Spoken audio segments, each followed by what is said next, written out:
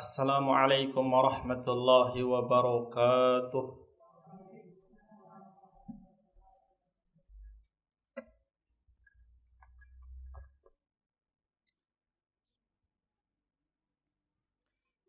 Innal hamdalillah nahmaduhu wa nasta'inuhu wa nastaghfiruh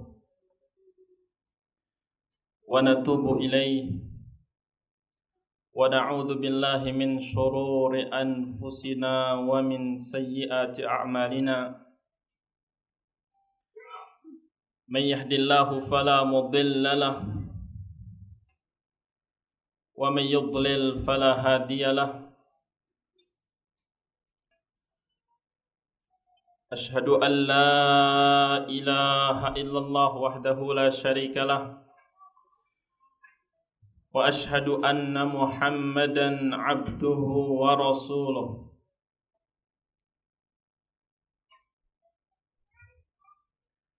Allahumma salli wa sallim wa barik wa an'im ala abdika wa rasulika Muhammadin wa ala alihi at-tayyibin at-tahirin wa ala sahabatihi al-ghurril mayamin wa ala sa'iri atba'ihi ila yaumiddin yauma la yanfa'u malun wala banun illa man atallaha biqalbin salim. Amma ba'd. Akhawati fillah rahimanillah wa iyyakun. Kita bersyukur kepada Allah Subhanahu wa taala atas nikmat keimanan yang Allah tabaraka wa taala masukkan ke dalam hati-hati kita.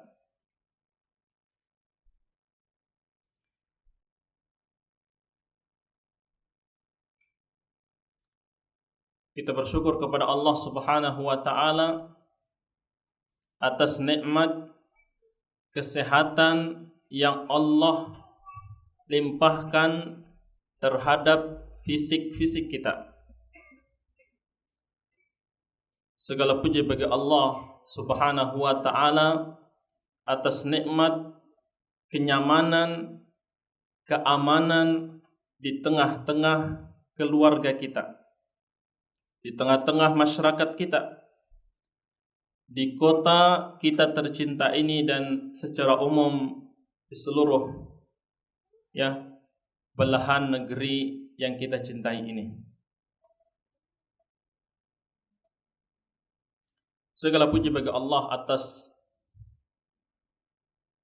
nikmat waktu luang sehingga kita dimudahkan untuk hadir di majelis yang insyaallah diberkahi Allah tabaraka wa ta'ala. Salawat dan salam semoga senantiasa tercurahkan untuk Nabi kita sallallahu alaihi wasallam, juga untuk keluarganya, seluruh sahabat-sahabatnya, kemudian berikutnya untuk orang-orang yang istiqamah di atas dinil haq ila yaumil qiyamah, sampai kiamat nanti. Semoga kita termasuk orang-orang yang pandai bersyukur. Semoga kita termasuk orang-orang yang istiqamah ila yaumil qiyamah sampai kiamat tiba. Allahumma amin.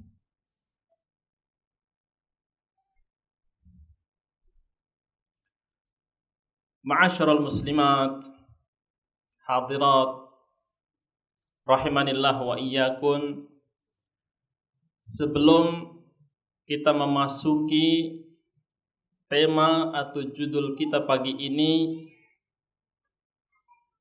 apakah di antara hadirat para jamaah yang hadir sudah ada bayangan kira-kira apa yang akan disampaikan? Baik, bagi yang bisa menebak kira-kira tema ini yang akan dibahas di dalamnya itu tentang apa? Baik, ada? Karena kalau ummahat dengar kata cermin pasti nggak asing ya. Baik, ada 4 hadiah sederhana bagi yang bisa menebak kira-kira pembahasan kita ini kaitannya tentang apa. Ini buat yang menjawab salah benar itu urusan belakangan karena kita sedang belajar. Baik, tafadhalna.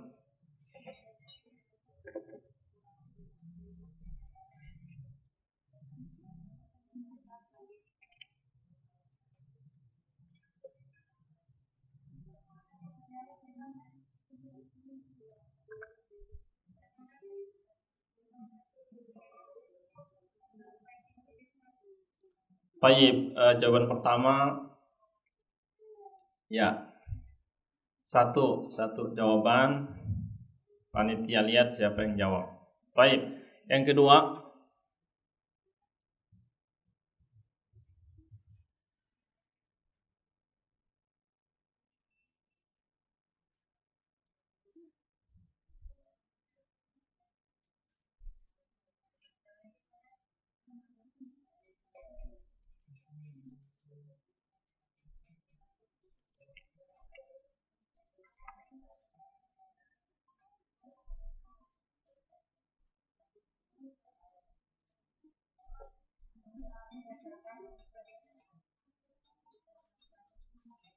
Baik.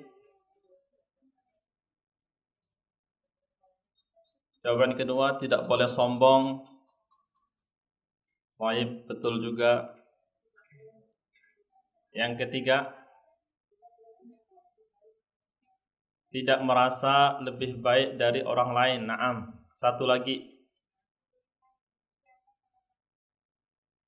melihat siapa sahabat atau teman kita. Baik, ada 4 jawaban yang sangat-sangat bagus, sesuai, benar. Baik.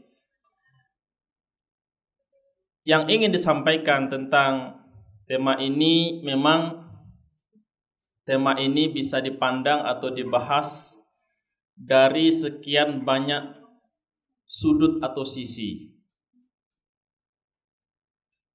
4 jawaban tadi ini bisa menjadi intisari dari judul ini.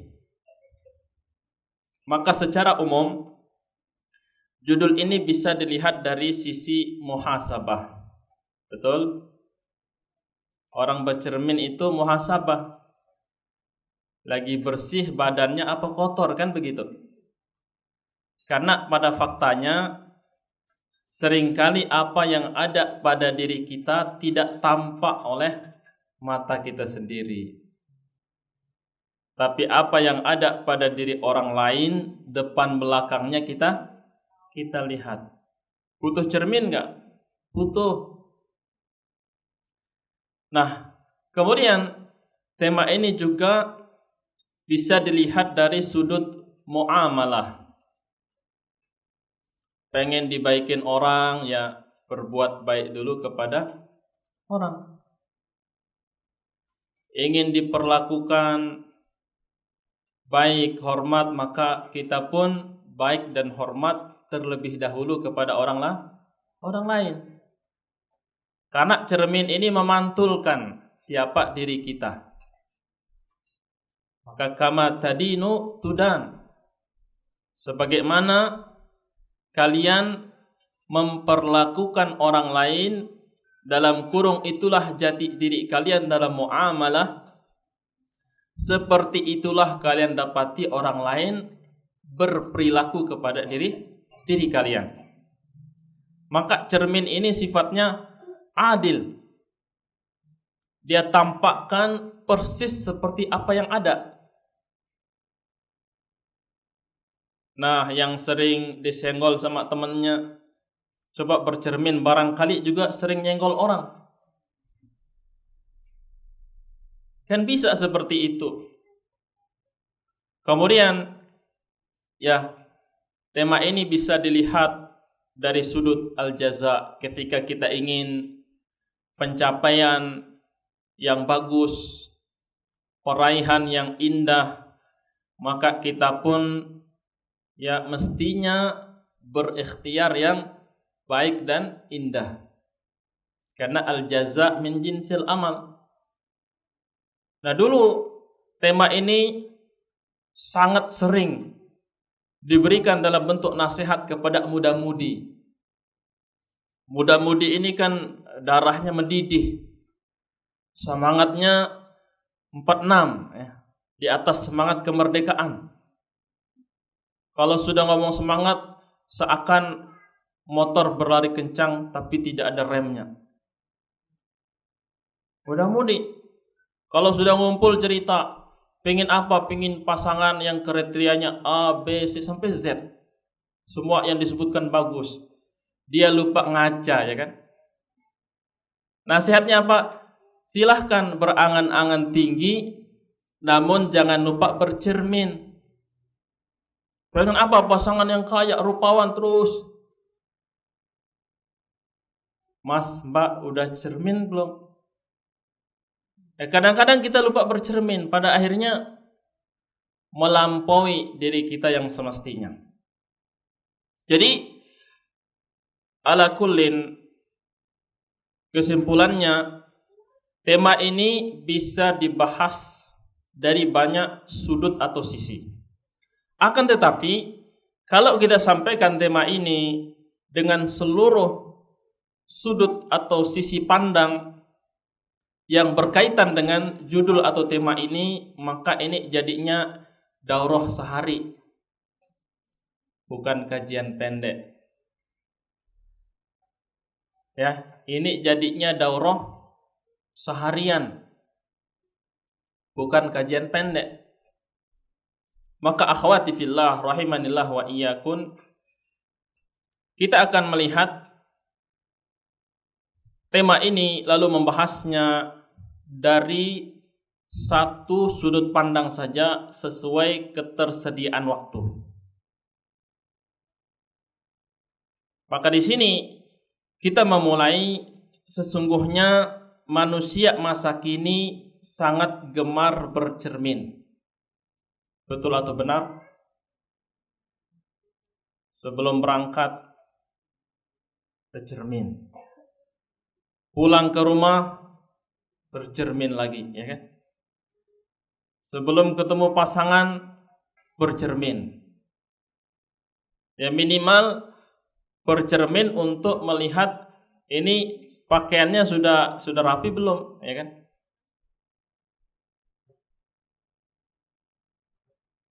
Nah, manusia masa kini rata-rata gemar bercermin. Lalu mengapa disuruh untuk bercermin? Bercerminlah engkau. Judulnya seperti itu. Apa perlunya kita memerintahkan orang-orang sekarang bercermin? Karena pada faktanya tidak diperintahkan atau disuruh, mereka sudah rajin bercermin. Dulu yang sering bercermin itu perempuan. Sekarang laki-laki juga sama. Walaupun gak bawa cermin, tapi handphonenya itu kameranya ada di depan juga. Bisa dipakai bercermin. Kemudian apakah bercermin dalam hal ini dimaksudkan bercermin untuk melihat rupa, melihat wajah atau fisik?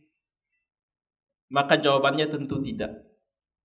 Sebab nilai utama seorang mukmin atau mukminah di sisi Allah Subhanahu wa ta'ala bukanlah rupa, akan tetapi ada nilai yang lebih tinggi daripada itu. Dalam hadis riwayat Muslim dari Abu Hurairah radhiyallahu anhu, Nabi kita sallallahu alaihi wasallam bersabda, "Innallaha la yanzuru ila suwarikum." Allah enggak menilai rupa-rupa kalian. Silahkan yang rupanya bagus, indah, maka itu adalah anugerah dari Allah, tapi nilai kita di sisi Allah bukanlah itu. Wala ila amwalikum, Allah juga tidak melihat pada harta-harta kalian. Allah enggak lihat harta-harta kalian. Punya harta banyak, anugerah dari Allah. Ketika harta yang banyak itu berada di genggaman orang-orang soleh solehah, maka itulah harta yang terbaik. Lihat Utsman bin Affan radhiyallahu an, terlalu banyak membantu kaum muslimin. Ketika orang Yahudi harus menjual air dari sumur yang ia miliki dan air itu dibutuhkan oleh kaum muslimin setiap harinya, terasa berat hal itu bagi kaum muslimin. Apa kata Nabi SAW? Yang beli ini sumur, Allah balas dengan surga. Kalau semua miskin bisa nggak? Nggak bisa. Perlu ada yang kaya. Maka Utsman membelinya, lalu menggratiskan sumur itu untuk kaum muslimin. Tetapi orang Yahudi ini nggak mau jual semuanya, dijual setengahnya. Sudah, kata Utsman, saya beli setengahnya. Pada hari yang itu menjadi milikku, maka kaum muslimin silahkan mengambil air gratis. Di hari orang Yahudi, kaum muslimin harus membeli. Nah, kalau kita jadi para sahabat, ngambil airnya di hari orang Yahudi apa harinya Utsman? Seluruh kaum muslimin mengambil air sebanyak-banyaknya di hari yang dimiliki oleh Utsman radhiyallahu anhu.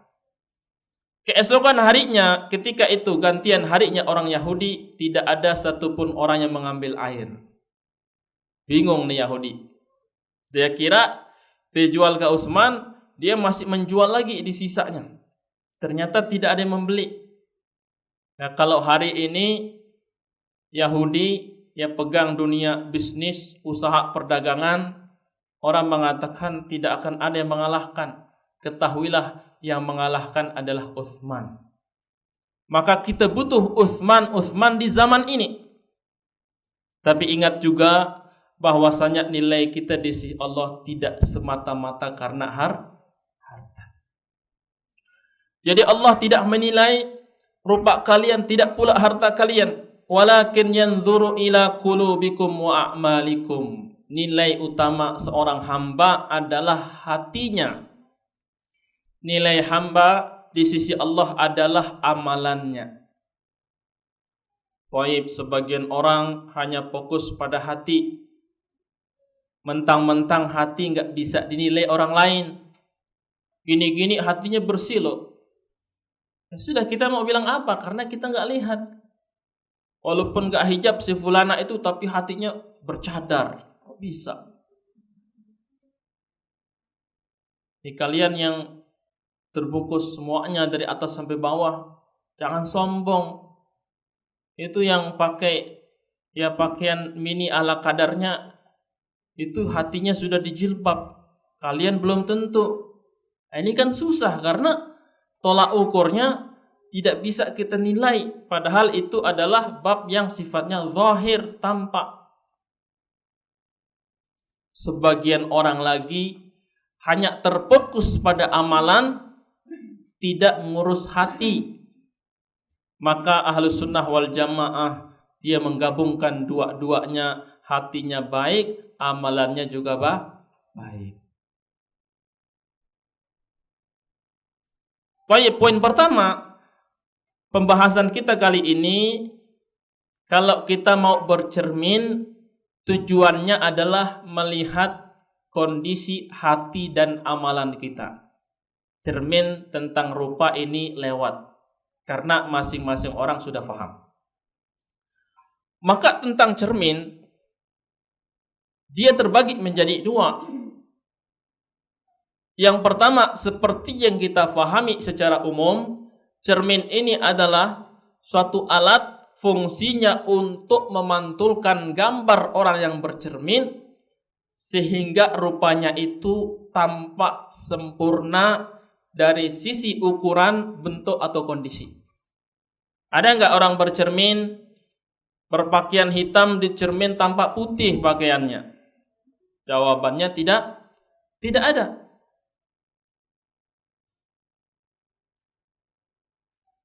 Maka bila orang bercermin, tentu ketika kondisi fisiknya bersih, yang tampak di cermin itu adalah rupa yang bersih. Begitu pula sebaliknya, ketika kondisi fisiknya kotor, maka yang tampak pula adalah rupa atau kondisi yang kotor di cermin, sesuai dengan keadaan. Suka atau tidak orang itu, maka cermin akan menampakkan kondisi yang sebenarnya, sempurna. Maka normalnya orang yang bercermin, ketika dia melihat di cermin itu gambaran rupanya dalam kondisi kotor wajahnya, ya kan? Atau kusut rambutnya, kotor pakaiannya, apa faedah yang akan diambil? Hal apa yang akan dilakukan? Apakah dia akan membersihkan kotoran yang menempel pada fisiknya, atau dia marah kepada cermin yang menampakkan kotoran yang ada pada dirinya? Dasar cermin, dia pukul sampai pecah. Kenapa engkau tampakkan kotoran yang ada pada diriku? Besok beli lagi cermin yang baru.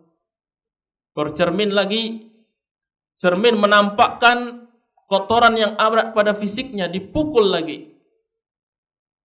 Maka ini tidak normal. Karena normalnya tadi orang bercermin, kotorannya tampak, dia bersihkan kotorannya. Dia nggak marah sama cermin. Di zaman ini ada nggak orang yang marah sama cermin? Maka pembahasan kita ini ada yang marah sama cermin. Orang sekarang sangat tidak senang apabila kotorannya ditampakkan oleh cermin yang ada di hadapannya. Maka itulah dia cermin fisik tadi. Dia tampakkan kotoran yang ada pada diri kita. Cermin ini kesimpulannya membantu atau mencelakakan? Membantu. Kalau orangnya emosian bisa jadi, ya kan? Cerminnya dimarahi, dipukuli, dipecahkan. Yang kedua, cermin secara maknawi. Dialah cermin yang menampakkan kotoran pada diri manusia yang tidak ditampakkan oleh cermin fisik, yaitu kotoran maknawi yang berbentuk dosa dan aib. Kalau kita pakai cermin yang dijual di toko-toko, aib kita kelihatan nggak? Nggak kelihatan, Ustaz. Dosanya kelihatan nggak? Enggak, Ustaz. Maka kita butuh cermin yang kedua, yaitu cermin maknawi.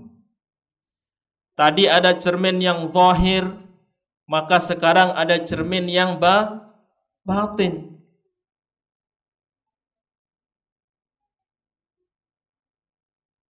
Maka cermin inilah yang menginformasikan dengan jujur tentang dosa dan kesalahan orang tersebut. Dan cermin maknawi ini ada pada diri seorang mukmin saat menasehati saudaranya. Akan tetapi faktanya di zaman ini sedikit sekali atau jarang ditemukan orang-orang yang dengan jujur dan tulus ikhlas menjadi cermin buat saudara atau saudarinya. Jarang. Ya, jarang ditemukan orang-orang yang tulus ikhlas dengan penuh kecintaan, dia menjadi cermin buat saudara atau saudarinya. Maka wujud cermin dalam pembahasan ini sebagaimana disebutkan dalam hadis riwayat Abu Dawud, dihasankan oleh Al-Imam Al-Muhaddits Al-Allamah Al-Albani rahimahullahu ta'ala, Ini bisa dilihat dalam Kitabul Adab bab An-Nasihah, bab nasihat. Nabi kita alaihi salatu wasallam bersabda, "Al-mu'minu mir'atul mu'min." Orang mukmin adalah cerminan bagi mukmin yang lain. Kita ini, ibu-ibu, kalau jadikan diri kita sebagai cermin atas diri kita, sepertinya semuanya baik-baik saja.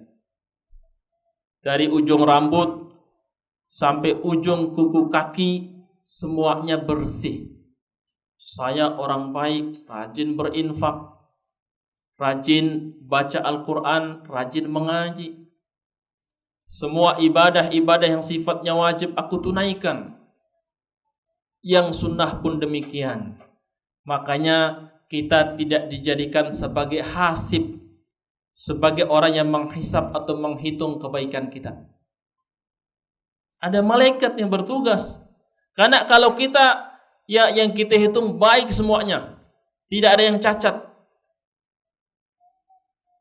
Dalam kehidupan ini Allah Tabaraka wa Ta'ala melalui lisan Rasulnya Sallallahu Alaihi Wasallam menyampaikan bahwasanya cermin kita itu adalah saudara atau saudari kita.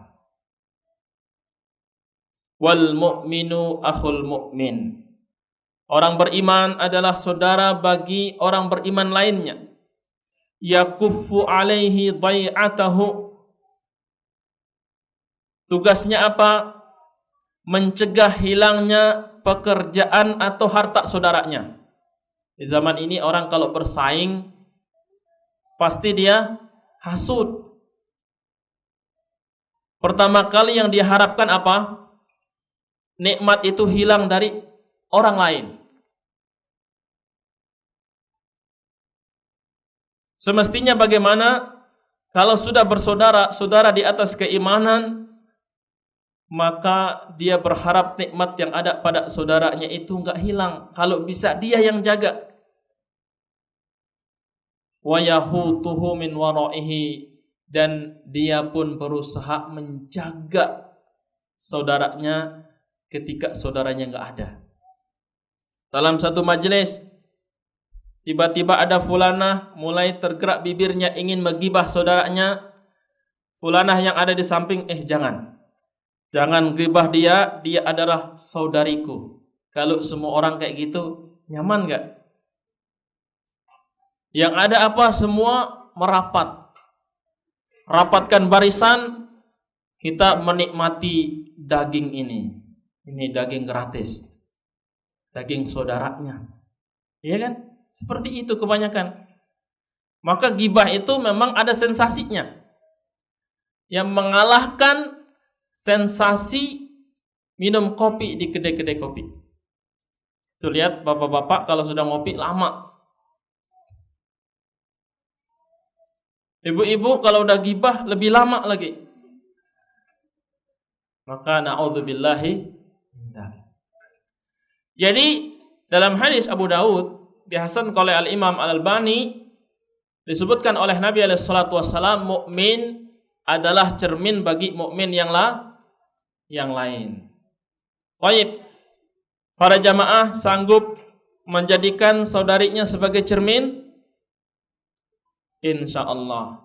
Kita ini butuh cermin. Maka kata Nabi SAW, cermin kita tentang perilaku, amalan, kemudian hati kita yang tidak terlihat, itu ada pada diri saudari kita. Ada pada diri saudara kita seiman. Baik, ibu-ibu setuju enggak? Kalau sejak hari ini seluruh yang sifatnya cermin fisik itu dihapus. Wah, berat Pak Ustadz. Nanti kita enggak pede depan suami karena kita enggak bisa lihat rupa dan kondisi diri kita sebelum tampil di hadapan suami. Maka ini menyatakan kita membutuhkan cermin fisik, maka terhadap cerminan hati dan amalan atau cermin maknawi tentu orang-orang beriman lebih butuh. Dalam hadis yang lain, Hadis hasan secara sanad dari Abu Hurairah. Nabi kita alaihi salatu wassalam bersabda, "Al-mu'minu mir'atu akhi." Orang beriman adalah cerminan bagi saudaranya. Idza ra'a fihi aiban aslahahu. Jika dia melihat satu aib pada diri saudaranya, maka dia memperbaikinya. Terpenuhi enggak tujuan adanya cermin? Saudara-saudari kita adalah cermin bagi kita. Kalau tampak dalam diri kita aib, bukan dighibah, bukan dijadikan celah untuk menuangkan kebencian, kejengkelannya terhadap kita, akan tetapi yang ia lakukan adalah dia memperbaiki aib itu. Inilah tujuan utama kita berteman. Inilah tujuan utama kita bersaudara. Karena sejatinya tidak akan pernah ada manusia yang sempurna setelah Nabi SAW. Kita ini, para ummahat, para akhwat, penuh dengan celah, penuh dengan kotoran hati, penuh dengan sikap dan sifat yang buruk. Oleh sebab itu salah seorang tabi'in satu hari menangis. Tabi'in ini menangis. Maka datanglah sahabatnya mengatakan, "Malaka tabki?" Kenapa engkau menangis? Tidak seharusnya engkau menangis. Maka dia mengatakan, "Hayhat, mustahil. Mustahil aku tidak menangis. Tidak mungkin aku tidak menangis. Kenapa demikian? Karena aku mengingat bahwasanya aku pernah menjumpai satu kaum, sekelompok manusia. Apabila diriku dibandingkan dengan mereka, aku ini tidak lain tidak bukan seperti pencuri di zaman mereka." Ini seorang tabi'in membandingkan dirinya dengan para sahabat. Kebayang enggak para ummahat? Apalagi kita. Maka jangan sampai ada di antara kita merasa dirinya sempurna. Jangan sampai ada di antara kita yang merasa dirinya sempurna. "Ustadz, sudah 10 tahun mengaji, masa aku belum sempurna?" Belum. Maka tabi'in tadi mengatakan, "Laqad adrakna aqwaman kunna fi jambihim lusus." Kami ini benar-benar mendapati satu kaum, satu generasi, yaitu para sahabat. Kalau kami duduk di samping mereka, kami ini ibarat maling. Salat aja dicuri, ya kan? Betul enggak para ummahat? Datang waktunya salat, masih asik di dapur. Datang waktunya salat, masih asik di depan cermin. Sudah salatnya diundur-undur, cepat lagi. Enggak tahu tumakninah khusyuknya ada apa enggak. Habis salat, bukannya berzikir tapi buru-buru berpaling. Maka seburuk-buruk pencuri adalah pencuri di dalam salat. Kita ini kalau urusan ibadah, telatnya banyak. Baru selesai pengen buru-buru berpaling. Kalau bapak-bapak biasanya tampak ketika mau Jumatan. Sudah datangnya telat, khotib naik dia ngantuk, tidur. Sudah jauh sekali. Seperti apa yang diharapkan, sangat jauh.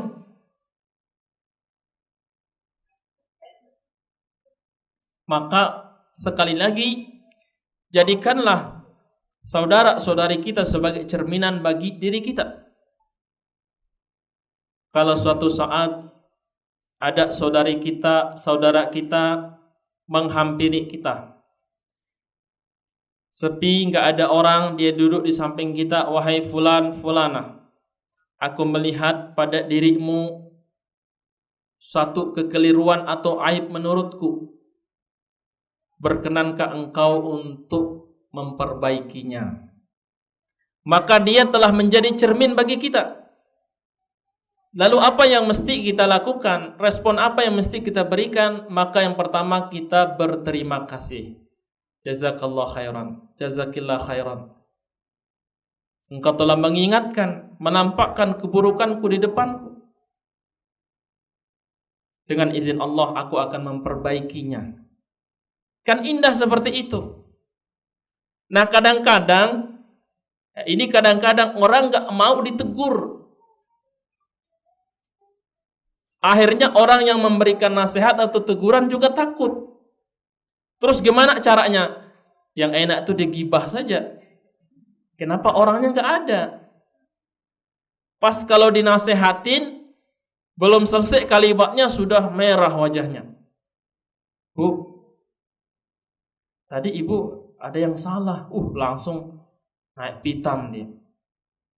Nggak senang kalau saudarinya jadi cermin. Nah maka buka ruang selebar-lebarnya buat saudari atau saudara kita menjadi cerminan buat diri kita. Di zaman ini ya sangat terfasilitasi. Kalau takut di depan orangnya ya sudah beli nomor baru buat WhatsApp ya kan. Kalau kesalahannya fatal kasih nasihat. Bismillah, alhamdulillah, salatu wassalamu ala rasulillah. Saya fulan atau fulanah ingin mengirimkan nasihat kepada Anda. Tulis 1, 2, 3 sampai 5. Saya berharap semoga nasihat ini tulus dan Anda berkenan memperbaikinya. Kan bisa saja seperti itu. Karena seringkali kalau sudah berteman dekat, ini sungkan untuk saling menasehati. Bagaimana dengan yang jauh, Ustaz? Yang jauh lebih-lebih lagi. Oh, saya nggak akrab sama dia. Kalau saya tegur nanti apa jadinya? Kalau gibah gimana? Ini bolehlah. Maka gibah di tengah-tengah manusia ini masih terus ada. Justru di zaman ini semakin banyak. Karena di zaman ini mencari sosok manusia yang kalem itu jarang. Jarang, Ustaz. Diam-diam begitu lagi berucap. Jari jemarinya terus bergerak. Dari dalam rumah dia mencaci saudaranya. Bisa. Karena dia punya perwakilan dari dirinya, yaitu akun-akun yang dia punya. Kan begitu. Maka setiap hari kita lihat orang berdebat. Belajar nggak pernah, giliran debat nggak mau kalah, ya kan? Terus sepertinya semua yang dia lihat akan dia komentari.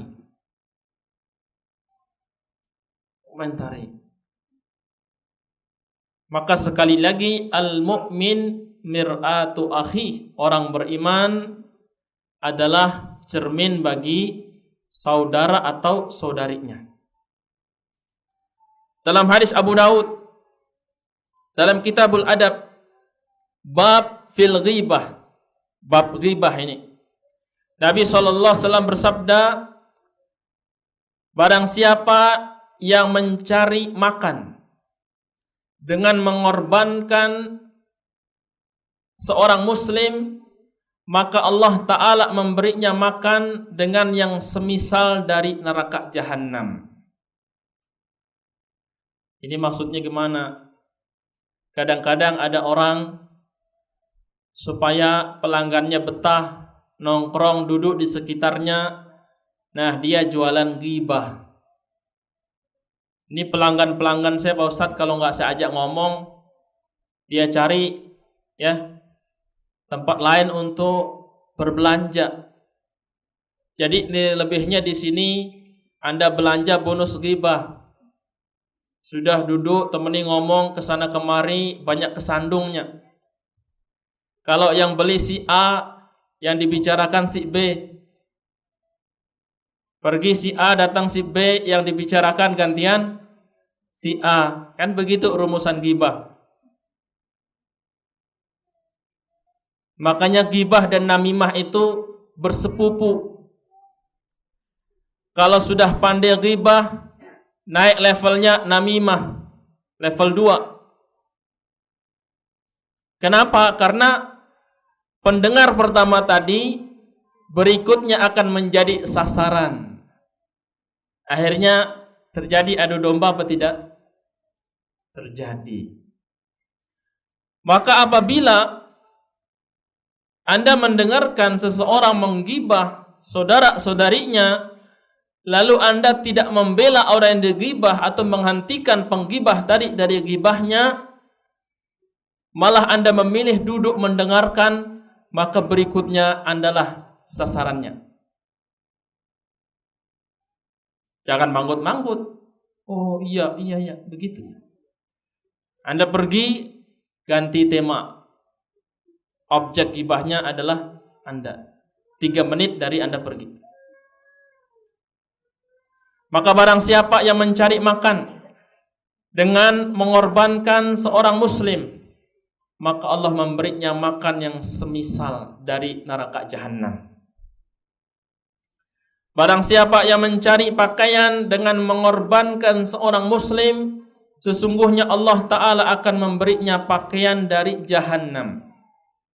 Dan siapa yang menempati satu kedudukan dengan tujuan riya dan sum'ah, Allah akan menempatkannya pada kedudukan orang yang riya dan sum'ah di hari kiamat. Ada aja orang yang cari ketenaran dengan merendahkan atau menginjak kepala saudaranya. Oh, si fulan ini baru ngaji. Itu loh, saya yang lihat dia pertama kali datang pakaiannya tidak seperti itu. Berarti gimana? Lebih baik dia apa saya? Saya kan. Orangnya naik, tapi dia naik menginjak kepala saudara atau saudarinya. Maka penjelasan al-mu'min mir'atul mu'min, orang beriman adalah cermin bagi beriman lainnya. Karena kecintaan kepada saudaranya lillah, maka dia begitu perhatian kepada saudaranya. Setiap kali melihat kesalahan pada diri saudaranya, maka dia akan memandangnya dengan pandangan kasih sayang, ketulusan, kecintaan. Sehingga dia tidak tinggal diam. Akan tetapi yang ia lakukan, dia bersegera memberikan nasihat. Nasihatnya dengan cara 4 mata. 4 mata. Diingatkan dengan lembut, dengan hikmah, penuh kebijaksanaan, tidak kasar ya, agar saudaranya tersebut mudah menerima nasihat yang ia berikan.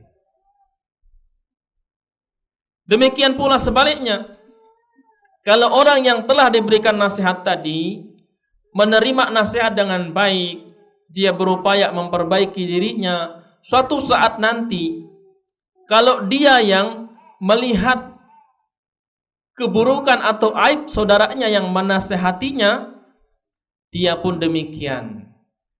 Dia tarik tangannya, berbincang 4 mata, dia berikan nasihat dengan penuh kelembutan, kecintaan, sehingga nasihat itu mudah diterima.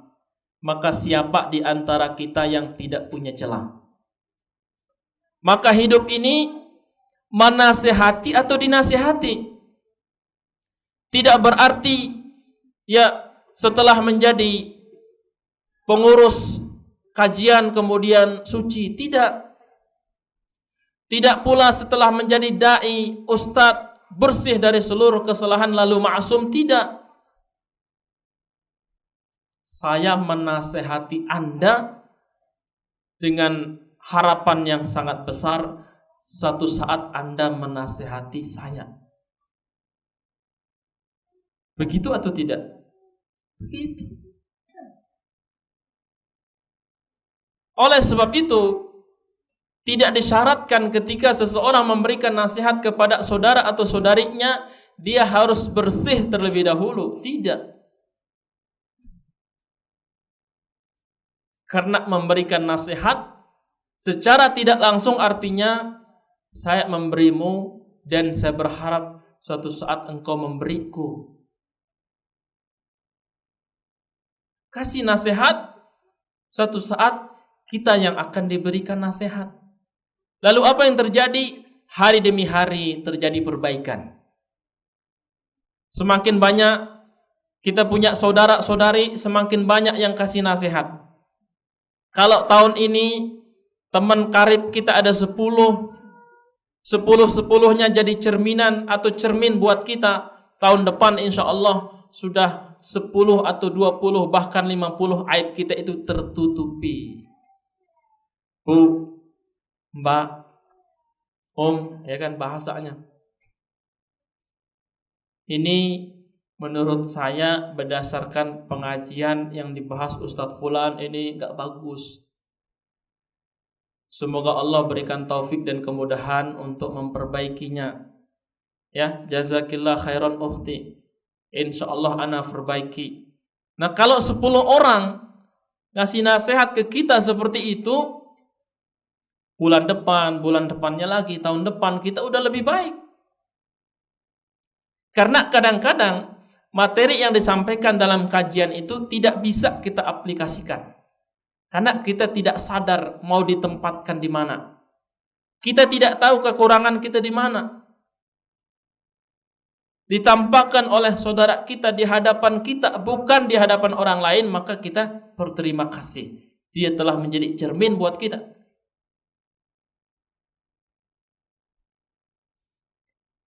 Maka semakin banyak cermin yang kita miliki, semakin banyak pula kebaikan yang akan kita raih. Dengan cara apa? Membenahi kekurangan-kekurangan tadi. Oleh sebab itu para jamaah, dibutuhkan kaedah dalam sebuah ungkapan yang sangat indah. Ini patut kita catat untuk sering kita ingat. As-sadiqu man sodaqoka, la man sodaqoka. Yang namanya teman baik itu dialah orang yang jujur padamu, bukan orang yang selalu membenarkanmu. Sini temanku, Ummu Fulan, Ummu Fulana, saya ini sudah baik belum? Oh baik. Kenapa setiap ditanya baik terus? Karena yang nanya ini mesti ngasih hadiah nih. Abis ini traktir nih. Tapi kalau sudah kayak gitu nggak ada cacatnya. Jadi orang kalau sudah dibaikin, bagi dia kita itu nggak ada cacatnya. Tapi kalau sudah disenggol dikit, kita nggak ada baiknya, kan begitu.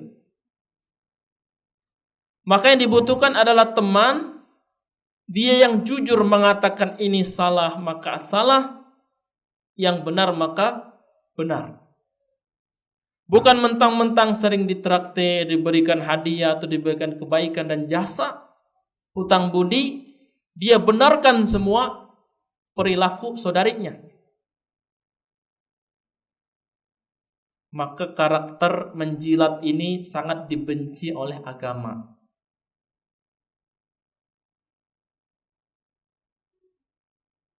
Baik, siapa yang dibutuhkan sebagai cermin? Yang dibutuhkan sebagai cermin adalah teman yang jujur, yang berani menampakkan secara empat mata kesalahan-kesalahan atau aib serta sifat buruk yang kita punya. Baik, para ummahat, para akhwat, PR-nya coba hitung. Sejauh ini Anda punya berapa cermin? Punya teman banyak Ustaz. Bisa dihitung enggak? Bisa kehitung Ustaz. Ya, teman-teman yang sudah jadi cermin buat kita ada berapa? Mulai bingung, ternyata nyaris tidak ada. Nyaris. Kalau yang jadi cermin error banyak. Ya tukang gibah tadi. Dia menjadi cermin buat kita tapi di tempat lain. Apa gunanya ya? Yang kita butuhkan adalah kita berbuat salah, lalu dia datang setelah itu empat mata berbicara memberi nasihat. Nasihat tulus untuk perbaikan. Kalau ini yang terjadi, maka tentram dunia ini. Maka Al-Imam Asy-Syafi'i, walaupun beliau seorang ulama, beliau memberikan warning kepada teman-temannya. Apa kata dia? Berikan aku nasihat dikala aku sendiri. Wa jannibnin nasihah fil jamaah. Hindarilah menasehatiku di depan orang banyak, di depan jamaah. Fa innan nusha fil jamaah, karena memberi nasihat dan teguran di depan orang lain atau orang banyak, nau'un minat taubih, termasuk pencemaran, termasuk bentuk merendahkan. La uridu istima'ah, bisa jadi aku tidak akan menerima nasihat itu. Ini Imam Syafi'i rahimahullahu ta'ala, beliau mengatakan bisa jadi atau sangat mungkin apabila nasihat itu diberikan atau teguran itu dilontarkan di depan orang lain tentang aku nggak akan terima. Apalagi kita-kita yang imannya lemah. Maka yang terbaik adalah jadilah cermin. Cermin itu dia mengatakan kekurangan kita di saat kita dekat dan ada di depannya.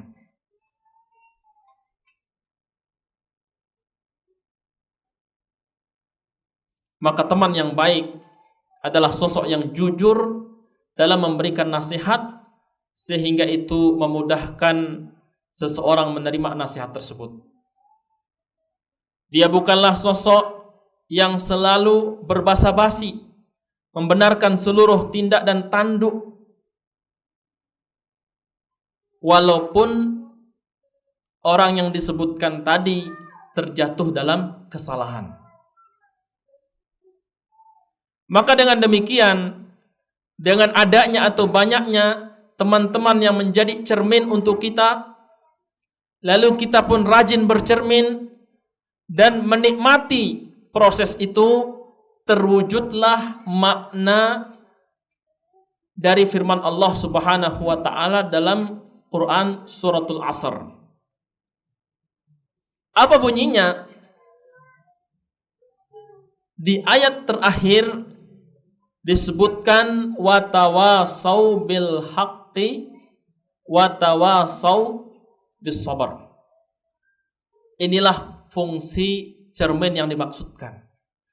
Mukmin dengan mukmin yang lain, mukminah dengan mukminah yang lain, dia akan senantiasa saling memberikan nasihat wasiat di atas kebenaran, nasihat dan wasiat di atas kesabaran. Maka seandainya tidak ada surat lain yang turun selain surat ini, manusia telah cukup untuk menjadikan surat ini sebagai pegangan hidup.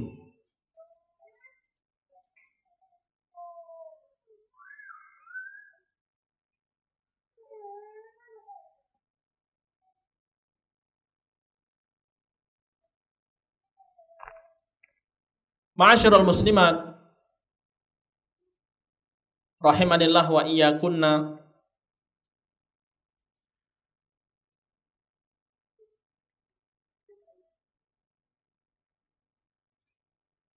Rajin bercermin maksudnya adalah memperbanyak teman-teman yang jujur terhadap diri kita. Teman-teman yang dengan tulus, ikhlas, penuh kasih sayang dan kecintaan karena Allah Tabaraka wa Ta'ala, dia siap memberikan nasihat setiap kali dia melihat kekurangan pada diri kita. Dan inilah teman-teman yang sejatinya kita butuhkan.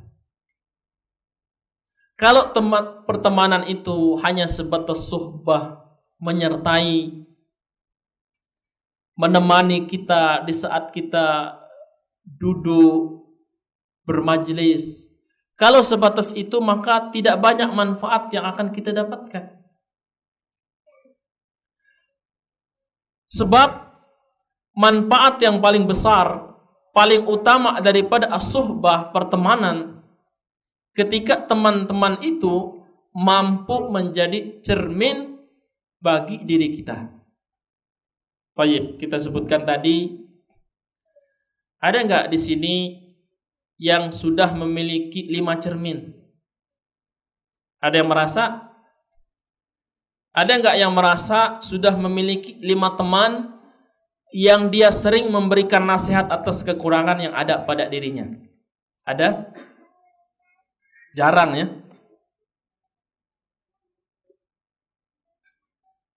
Kayaknya teman-teman yang kita punya setiap ketemu saling manggut-manggut, sopannya berlebihan, giliran kita nggak ada, berubah wajahnya ya.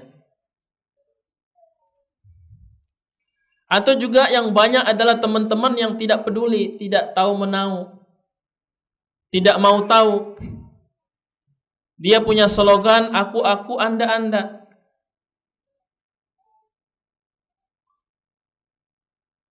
Anda salah urusan Anda, saya tidak peduli. Ini banyak karena apa? Tidak mau korban atau adu perasaan. Nanti kalau saya nasihatin, saya dibilang so alim. Kalau saya beri teguran, nanti dia sudah canggung, sungkan, atau malas bertemu saya. Kan pikiran seperti itu selalu mendahului. Sebelum kita menjadi cermin buat orang lain, pada akhirnya kita gagal menjadi cermin buat saudara-saudari kita.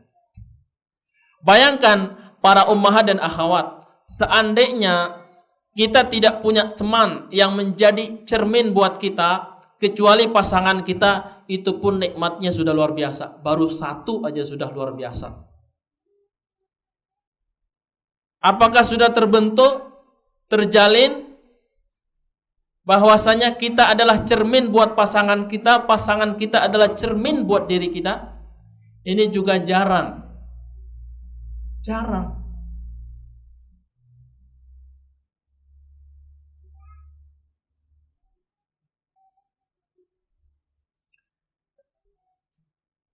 Betapa butuhnya kita terhadap cermin tadi. Kenapa demikian? Karena 50% lebih dakwah Nabi kita Shallallahu Alaihi Wasallam itu disampaikan di lapangan, dalam kehidupan nyata. Ada kesalahan pada diri sahabat Nabi Alaihi Wasallam, menegur pada saat itu. Nabi Alaihi Wasallam menegur pasangannya apabila didapati kesalahan pada sikap. Betapa indahnya apabila setiap sahabat yang kita miliki adalah cermin buat diri kita. Kan kajian itu sifatnya teoritis. Namun apakah sang ustadz tadi akan menegur perilaku kita di lapangan? Belum tentu. Juga jarang ketemu kan? Lalu siapa yang paling kita butuhkan? Ya teman kita, yang paling sering menyertai kita. Dan sahabat yang paling dekat itu adalah pasangan dan keluarga inti. Merekalah yang kita sangat harapkan menjadi cermin buat kita.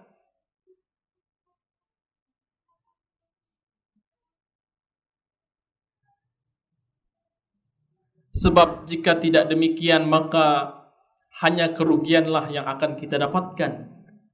Oleh sebab itu Allah Tabaraka wa Ta'ala menyebutkan wal asri, demi waktu, demi masa, innal insana lafi khusrin, manusia ini secara umum, secara global merugi. Illal ladzina amanu, kecuali orang-orang yang memiliki iman. Wa amilus solihat, dia berbuat kebaikan. Sampai di situ apakah kemudian sudah sempurna? Belum. Karena pada diri setiap orang akan ada kekeliruan, kesalahan, kekurangan, aib, sifat buruk. Maka dibutuhkan at-tawasi, saling mewasiati, menasihati, alal haq, di atas kebenaran, saling menasihati, mewasiati untuk selalu bersabar di atas pahitnya menuntut ilmu, pahitnya beramal, ya, pahitnya berdakwah. Supaya istiqomah butuh penguat.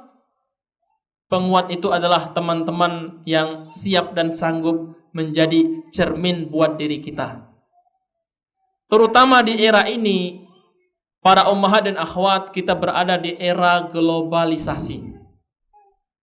Siapa yang tahu apa yang dimaksud dengan era globalisasi? Era globalisasi adalah masa segala bentuk pengaruh itu sifatnya global, menyeluruh.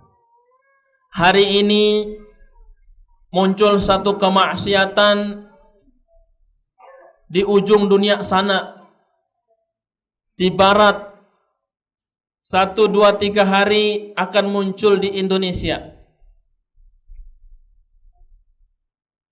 Pengaruhnya global. Zaman dahulu, kalau kita nggak betul-betul dekat dengan orang lain, kita nggak akan terpengaruh olehnya. Tapi zaman ini, nggak pernah ketemu pun, orang tadi bisa mempengaruhi diri kita. Itu yang disebutkan dengan era globalisasi. Maka sangat mudah dan banyak sekali penyimpangan yang akan terselipkan dalam perilaku-perilaku diri kita. Kalau kita tidak punya cermin kemudian, lalu kita terus terpleset dan lagi terpleset, tanpa ada yang mengingatkan, maka tentunya dikhawatirkan kita akan hanyut mengikuti arus fitnah yang setiap saat menyambar-nyambar. Fitnah syubhat, ada fitnah syahwat. Di zaman ini tidak sedikit saudara-saudari kita yang setiap harinya menikmati fitnah syubhat. Setiap ngaji offline, pengajiannya pengajian sunnah, ya kan? Tapi di handphonenya tadi, dia mencari pengajian-pengajian untuk hiburan yang sifatnya lucu, kemudian membuat dia tersenyum, tertawa. Tanpa terasa, pengagungan dia terhadap sunnah itu berkurang. Nah, kita butuh pengingat, kita butuh cermin yang menampakkan ketergelinciran diri kita, sehingga dengan itu kita pun segera kembali kepada jalan yang benar.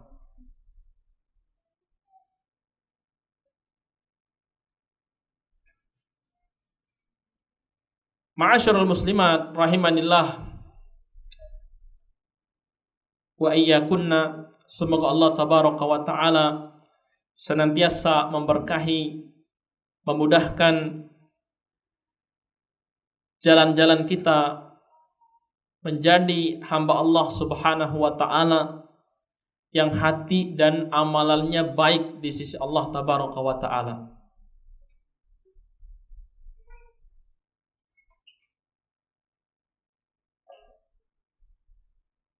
Baik, pertanyaan ke pengurus kajian. Ini sifat kajiannya diselesaikan sampai waktu yang tertulis, apa disisakan untuk tanya jawab? Umumnya seperti apa? Baik, karena waktunya masih cukup, jika ada pertanyaan silahkan. Jika nggak ada, kita lanjut. Baik, karena ini tentang sikap. Biasanya kalau ada pertanyaan butuh jawaban yang sedikit rinci. Silahkan jika ada pertanyaan. Ada pertanyaan? Baik.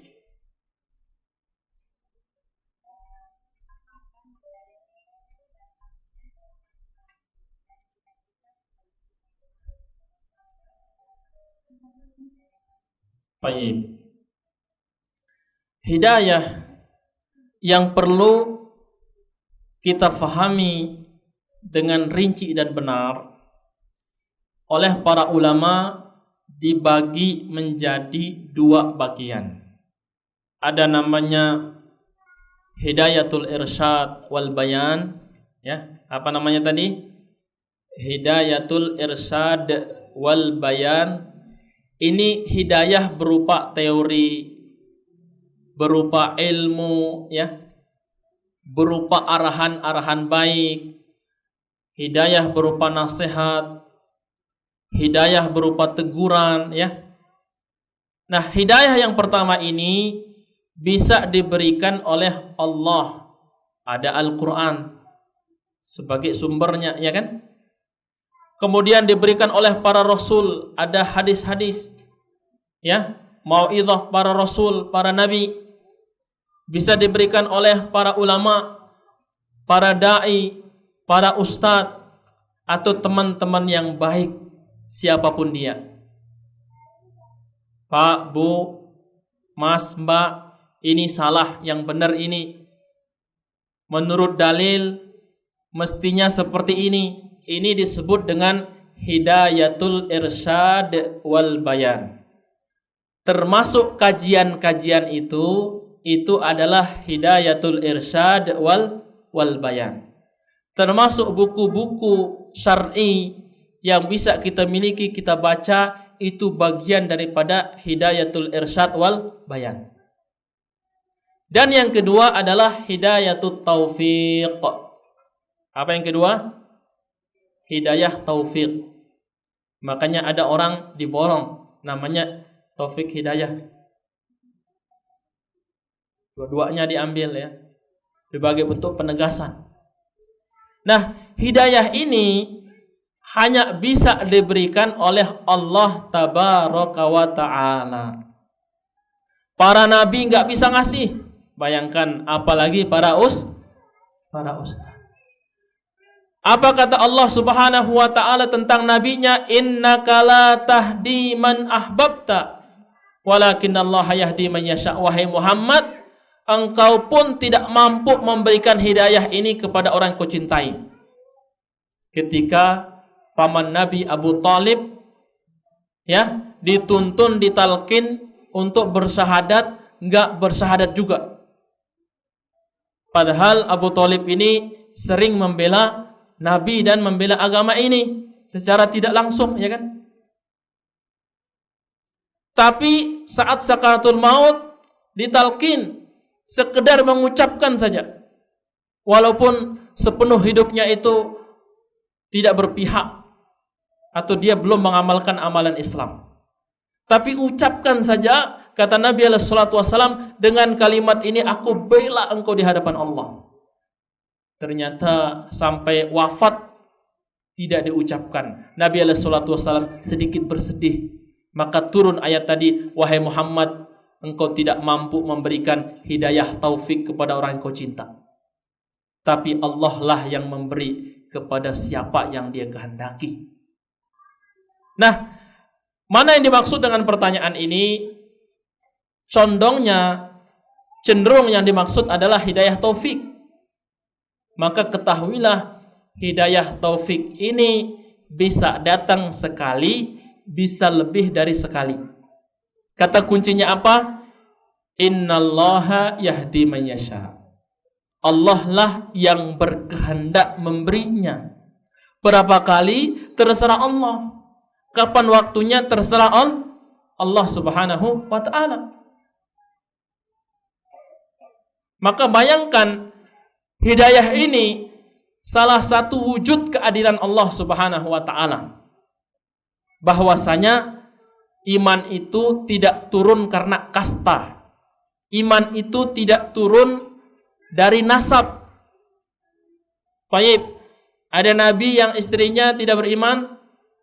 Ada. Ada nabi yang anaknya tidak beriman? Ada. Ada nabi yang orang tuanya tidak beriman? Kan sekarang kalau ada ustadz, terus salah satu dari keluarga dekatnya belum berhijab, tuh jamaah itu jadikan bahan gibah kan? Itu Pak Ustadz itu kayak berkicau kalau ngisi, tapi lihat tuh ada keluarganya pakai rok mini. Ya kan hidayah taufik tuh nggak bisa dibagi-bagi begitu. Pasti dia sudah sampaikan kita husnudzon, ya kan? Tapi memaksakan hati orang untuk tunduk kepada iman itu nggak bisa. Hanya Allah yang bisa memberi. Bayangkan, coba sekarang baca kisah Salman Al-Farisi. Bagaimana rute seluk-beluk perjalanan dia menuju Islam. Panjang dan jauh sekali, ya kan? Sampai-sampai rela menjadi budak untuk sampai ke mana? Ke kota Nabi SAW. Sementara ada orang-orang dekatnya Nabi, Allah tidak berikan hidayah. Terserah Allah. Baik, kadang-kadang seseorang mulai tersadarkan akan kebenaran. Satu waktu dia tergelincir lagi. Disambar apa? Disambar fitnah, syubhat, kerancuan, samar. Ini yang benar atau itu? Dia coba yang itu, ternyata tergelincir. Mungkin nggak Allah kasih hidayah lagi? Mungkin. Mana buktinya Ustadz? Baca zaman khilafah atau khalifah Abu Bakar As-Siddiq. Nah, dalam cerita Abu Bakar As-Siddiq ada namanya Harbul Murtaddin. Abu Bakar As-Siddiq memerangi orang-orang murtad. Nabi SAW meninggal, orang-orang yang imannya masih lemah murtad. Tidak mau bayar zakat, tidak mau mengindahkan syariat Islam. Sama Abu Bakar As-Siddiq diperingati. Banyak di antara mereka kembali kepada Islam. Berarti ini bukti hidayah itu bisa datang lebih dari sekali. Maka tugas kita ada dua. Yang pertama adalah merawat hidayah. Gimana caranya Ustadz? Banyak belajar. Jangan pernah bosan atau merasa kenyang. Kita ini kalau umurnya semuanya untuk ilmu, nggak dapat kecuali sedikit. Bagaimana kalau sepekan sekali, sepekan 3 kali, masih ada izinnya lagi, masih ada materi yang nggak difahami lagi, ada ngantuknya lagi, ya kan? Habis gitu baru 3 tahun ngaji ngerasa saya akhwat senior. Kalau kajian-kajian tauhid ya yang baru-barulah. Kalau kajian-kajian tentang akhirat mah itu yang baru-baru. Kalau saya kayak gini udah koleksi cadarnya ada 7, ada 11. Ini akhwat senior. Nanti di urusan-urusan lain. Ini nggak bisa. Kemudian berikutnya merawat hidayah dengan banyak-banyak berdoa. Maka seharusnya setiap kali kita membaca ihdinas siratal mustaqim, hati kita tergetar. Ihdinas siratal mustaqim.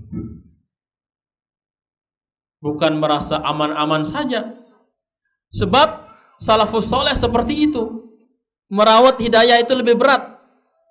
Lihat Umar bin Khattab radhiyallahu an, dia itu terus-terusan khawatir jangan-jangan ada namanya dari golongan orang-orang munafik, ya kan? Apalagi kita nggak tahu. Sebab akhir zaman ini kata Nabi SAW, seringkali orang beriman pagi hari, sorenya sudah tiba-tiba kafir. Sore hari masih bertahan dengan imannya, pagi-pagi sudahkah kafir. Ini berita benar apa bohong? Benar, as-sadiqul masduq. Itu terjadi pada siapa? Kita berlindung semoga itu tidak terjadi pada diri kita. Nah, kemudian yang ketiga adalah terus memupuk hidayah tadi, terus diperbanyak, terus diperbesar. tidak merasa cukup dengan kesadaran kita hari ini, tetapi terus kita tumbuhkan sehingga semakin kokoh. Apabila dia betul-betul kokoh ketika fitnah mengguncang, kita berharap dia tidak ikut lengser seperti itu. Baik, kesimpulannya hidayah itu bisa datang lebih dari sekali. Wallahu a'lam bissawab. Baik, pertanyaan yang lain. Baik.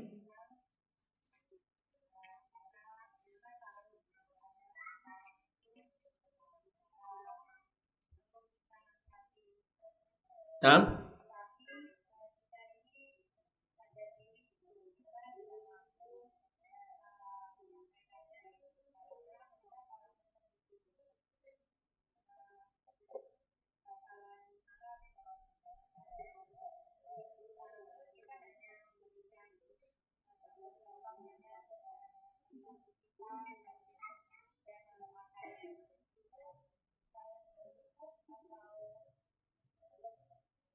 baik, pertanyaan sangat bagus. Baik, seringkali ya, bukan kadang-kadang kita melihat ketergelinciran, kekeliruan pada diri teman kita. Namun untuk menasehati atau menjadi cermin buat dia, kita sungkan. Takut karena kadang-kadang karakter teman yang kita punya tadi itu tipe orang yang tidak mau atau merasa tersinggung apabila dinasehati. Apakah cukup dengan sekedar memberikan contoh ya dalam penerapan sehari-hari? Kita berikan contoh yang benar, secara tidak langsung mengatakan yang itu keliru. Apakah ini sudah cukup? Maka tahapan memberi nasihat ini ada 3 ya. Yang pertama, ini yang paling besar adalah dengan apa? Dengan perbuatan, ya kan? Bisa diubah, bisa alhamdulillah. Nggak kuat, maka dengan nasihat ucapan, dengan lisan. Lembut, habis itu ajak jalan, makan bareng, bincang-bincang, selipkan nasihat dengan lisan. Nggak kuat juga, khawatir, maka bisa dengan apa? Mendoakan bisa. Dengan apa lagi? Minimal dengan hati, ya kan? Dengan hati. Yang tidak tepat itu apabila saudara atau teman kita berbuat salah, kita seakan-akan menyetujui. Tidak tampak dalam diri kita ketidaksukaan. Nah, ini yang salah. Udah salah temannya masih aja dikasih jempol, ya kan? Kan sering kayak gitu. Nah, ini yang bahaya. Dia mau jatuh ke jurang, kita dorong jadi jatuhnya lebih cepat. Yang benar itu tadi, dengan tingkah seperti apa kita bersikap supaya dia nggak larut dalam kesalahan. Dengan lisan, dengan doa, kemudian dengan hati, minimal raut wajah kita ubah. Kalau dia udah mulai maksiat, kita cemberutan itu 1 jam jalan bareng cemberut, pasti dia mikir ada apa nih. Oh, ini teman saya ini kalau saya melakukan kesalahan dia nggak suka. Minimal dia menafsirkan seperti itu. Bisa nggak? Bisa. Kenapa bisa? Karena manusia itu bukan hanya makhluk sosial, tapi makhluk reaksi. Apa maksudnya, Ustaz? Untuk menggerakkan badannya orang nggak harus dibopong. Kita gerakkan tangan kita melambai aja dia datang. Dengan isyarat aja orang bisa terpengaruh. Nah, begitulah. Nah, dengan cara yang lain bisa nggak, Ustaz? Bisa, tadi itu. Lewat akun dia kita berikan nasihat. Ya mungkin perlu ya punya nomor khusus untuk menasihati ya. Yang orang-orang nggak tahu ini nomornya siapa. Perlu nggak? Boleh saja kan? Oh, saya nggak enak kalau nasihatin langsung. Ya sudah, izin sama suami, Bang, saya mau punya 2 nomor. Kok bisa? Satunya ya diketahui, satunya ini khusus untuk memberikan nasihat. Jadi orang nyimpannya ngasih nama nasihat gitu, tapi nggak tahu siapa orangnya. Bisa seperti itu, bisa. Atau dengan cara yang lain, mengirimkan surat barangkali, atau menitipkan dengan lewat teman yang lebih dekat. Si fulanah ini ngelakuin kesalahan lebih dari sekali, mau nasehatin gak berani. Tapi kalau yang nasehatin teman dekatnya itu kayaknya bisa. Ya sudah, deketi teman dekatnya, ini berantai ya. Habis itu titip nasihat. Insya Allah seperti itu lebih diterima. Ini bisa. Ada 1001 cara. Insya Allah kita tidak berhenti dengan satu cara. Sama kalau ada yang macet kita pilih gang yang lain. Nah, kurang lebih seperti itu para jamaah. Kalau niat kita kuat, tulus, insya Allah Allah tunjuki jalannya. Yang terpenting mulai saat ini kita berusaha mencari cermin sebanyak-banyaknya supaya kita bisa membenahi dan memperbaiki diri, sekaligus menjadi cermin buat teman kita. Gak usah takut, gak usah khawatir. Memang begitu ya, nasihatin orang itu gak mudah. Tidak mudah ya, banyak tantangannya. Kadang-kadang kita ngasih nasihat, orang ngasih cacian. Itu sudah diterima oleh Nabi kita Shallallahu Alaihi Wasallam. Kita ini cuma percikan-percikan kecilnya saja. Pernah nggak kita kasih orang nasihat diludahin? Pernah nggak kita kasih nasihat dibilang orang gila? Belum ngerasain kan? Ya coba aja, supaya kita tahu betapa besarnya perjuangan Nabi Shallallahu Alaihi Wasallam. Baik, sudah habis apa? Satu pertanyaan lagi, silahkan. Boleh.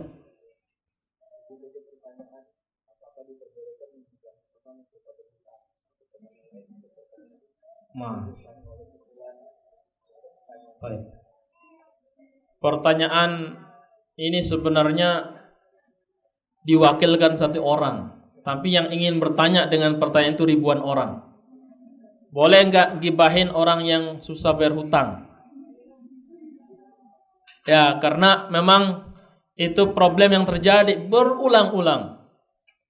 Dulu di dunia lama kita dengan orang-orang yang belum ngaji, ya kita memaklumi, kita berharap di tengah-tengah orang ngaji nggak ada juga. Namanya manusia ya, dengan karakternya kadang-kadang nggak langsung bisa dilepas. Saya di banyak komunitas pembicaraan yang sedang hangat menggelegar itu tentang orang-orang yang susah bayar hutang. Nah, orang seperti ini boleh digibah nggak? Pertanyaannya, ya, boleh nggak membalas sesuatu yang kita anggap buruk dari orang dengan keburukan dari diri kita? Maka jawabannya tidak. Coba analoginya, orang nggak mau bayar hutang, ditagih dia yang ngegas. Pas ngutang, datangnya lembut, ya kayak lemas, lesu, kalem. Luluh nggak hati? Luluh. Padahal duit itu kita butuh, kita kasih dia pinjam. Karena luluh, ada simpati. Baru selesai ngutang, hitungan menit, hitungan hari, hitungan jam, langsung bisa menghilang orangnya. Maka kalau mau bisa cepet hilang itu nggak usah bersemedi lama-lama. Terus berutang langsung bisa ngilang. Nggak ada kabar, semua akunnya off, nomornya juga kayak nggak aktif. Ternyata orangnya diblok, kan macam-macam itu. Kalau disebutin satu persatu kasusnya panjang sekali.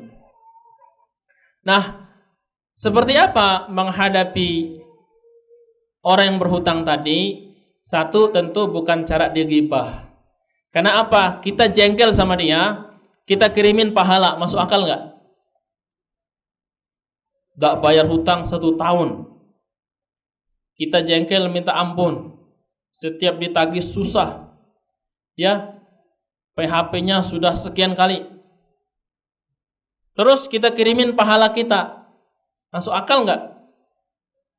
Kan kita ngibah dia, kita ngirimin dia pahala. Untung banyak dia kan? Sudah ngutang, nggak bayar-barar, dikasih pahala. Nah, ini kan kalau pakai matematika akhirat nggak masuk. Kalau mau tahu coba orang-orang nggak bayar hutang tuh kirimin hadiah, berat nggak? Berat Ustaz. Harusnya ngirimin dia pahala lebih berat. Maka jangan pernah kita berikan pahala kita yang sudah sedikit kepada orang-orang yang kita anggap musuh. Makanya ini ghibah ini parah ini.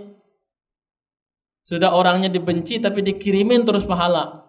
Ini kan aneh kan? Aneh. Semakin benci semakin deras aliran pahala. Siapa yang selesai? Yang ghibah yang selesai.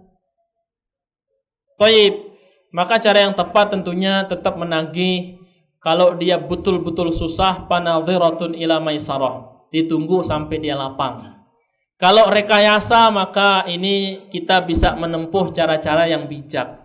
Ya banyak sekali. Datangi rumahnya, boleh kita omong ke keluarganya. Kalau dia punya orang tua, sampaikan di depannya, di depan orang tuanya, nggak ada masalah. Minta tolong ke orang tuanya untuk membayar atau menagih si anak membayar hutangnya kepada kita.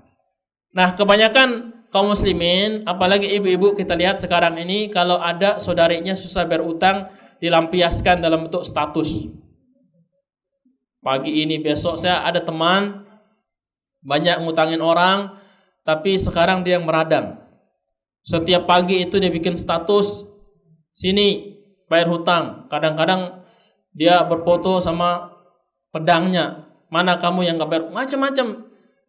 Jadi seperti itu. Nah, maka semoga musibah ini tidak terjadi dalam komunitas dan majelis kita. Allahumma amin. Baik, barangkali itu saja karena waktunya sudah berlalu. Semoga Allah tabaraka wa taala berikan kita taufik, ya hidayah, as-sabat, keistiqomahan sampai mampu menggapai gerbang husnul khotimah. Allahumma amin.